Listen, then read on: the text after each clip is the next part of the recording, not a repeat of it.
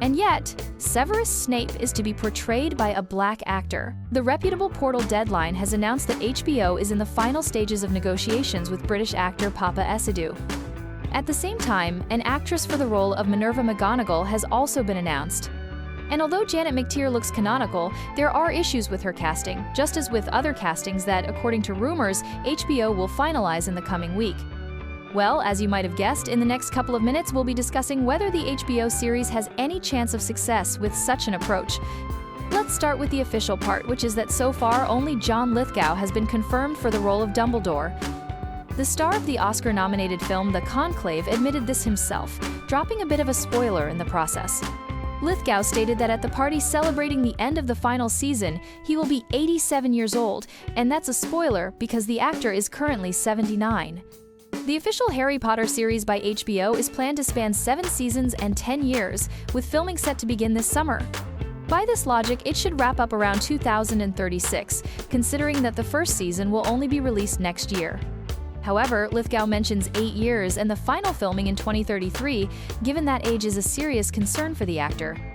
He knows the truth about the end of the filming process, and HBO has assured Lithgow that the final season will be shot in 8 years. Consequently, we can assume that the seasons will be released annually rather than every couple of years, as many feared. This is a logical decision. Actors age, and the studio doesn't want to repeat past mistakes, like in the 7th film where Daniel Radcliffe on set looked like an old man with a beer belly and a bunch of kids. The issue of the main characters' ages is a key point that the creators want to focus on to stay canonical to the books while also differentiating themselves from the films. Because J.K. Rowling cast Alan Rickman, who was in his 50s, as Snape, they had to age up Sirius, Lupin, James Potter, and other actors, even though in the books they were just over 30. It's actors of that age that they're now considering for the roles. And then there's Papa Essidou, who, for example, is only 34. We'll come back to him, but for now, let's talk about another smaller issue.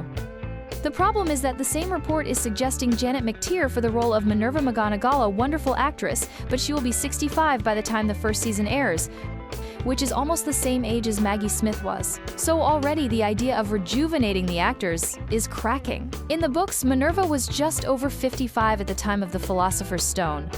Of course, with female magic, Janet McTeer could easily reduce her age to fit the canon, but still, 56 is Jennifer Lopez's age. And if they're going to rejuvenate the actors, many believe they should do it across the board. After all, when Harry's parents were at Hogwarts, Professor McGonagall was very young. But in the new series, it turns out that she was already middle-aged back then. But oh well, some say no one will pay attention to such details.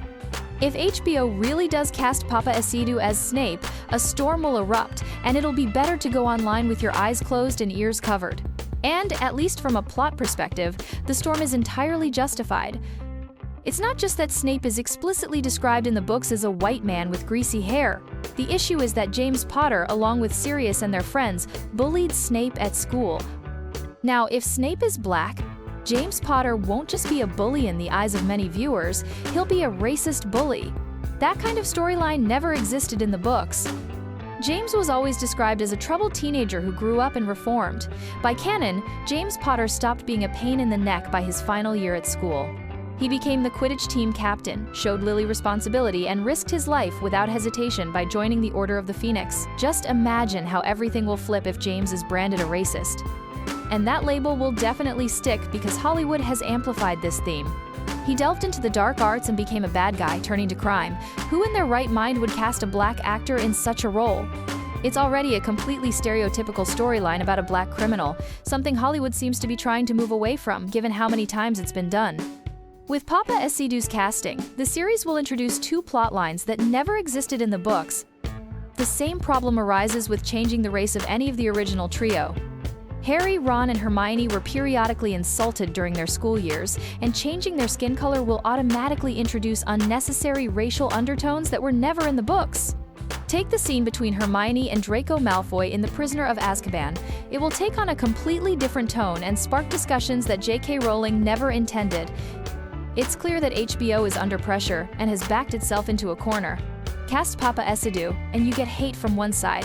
Don't cast him, and you get it from the other. It's a lose-lose situation. Why even go down this road? It's a rhetorical question. It would have been simpler to say from the start that they're following the canon 200% and casting actors who match the book descriptions exactly. Especially since that's how they could differentiate themselves from the films. There were plenty of discrepancies there. For example, Hermione was a bookworm in the books but became a supermodel in the movies. Cho Chang and Ginny were supermodels in the books but became bookworms in the films. Harry Potter had green eyes in the books but blue eyes in the movies. Of course, there's a nuance. In the first film, they tried to put Daniel Radcliffe in contact lenses, but his eyes got irritated, so they adjusted the canon. Then there's Voldemort, who in the books had red eyes and looked more like a snake. Ron didn't have freckles in the films. Neville was a blonde in the books. In short, there's plenty of room for diverse casting. The only reasonable solution, according to many, if HBO wants to give more roles to actors of color, is to expand the roles of existing characters of color from the books. Dean Thomas and Lee Jordan appear for 3 seconds in the background in the films, but in the books, they have more significant roles. The same goes for Blaise Zabini, Angelina Johnson, and others. Angelina, for example, became George Weasley's wife in the books, and their romance began at Hogwarts, something only briefly touched on in the films. Lee Jordan was a constant companion of the Weasley twins and the source of funny quotes that were cut when the films abandoned Quidditch midway through the series. Dean Thomas was a close friend of Harry's, and when he started dating Ginny, Harry found himself in an awkward position, resenting his friend.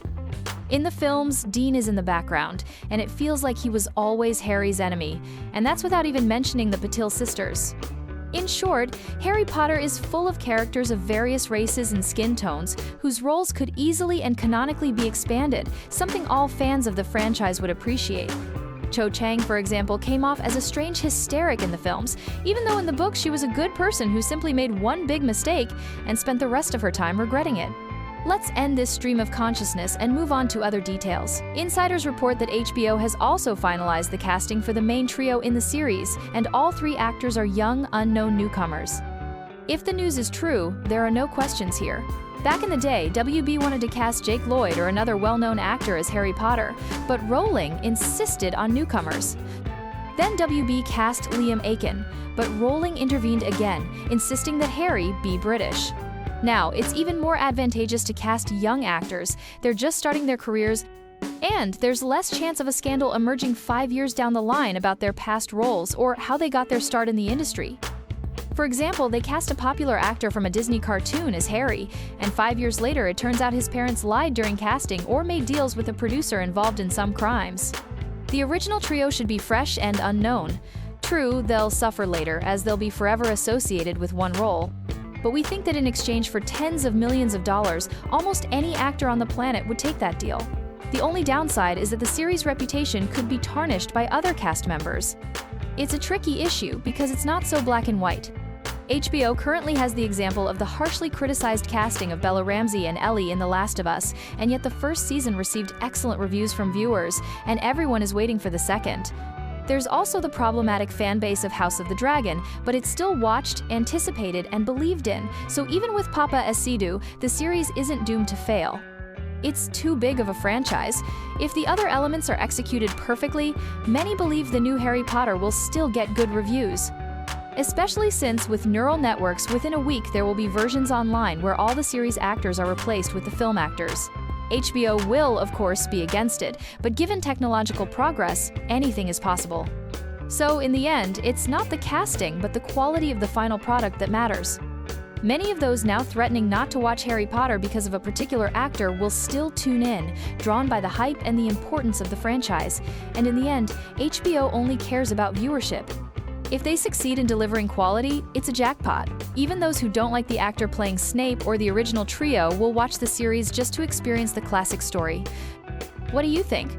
Will you watch the new Harry Potter no matter what, or will you take a stand? Leave your opinion in the comments. Subscribe to discover new dimensions of your favorite movies and dive into the fascinating world of cinema with us.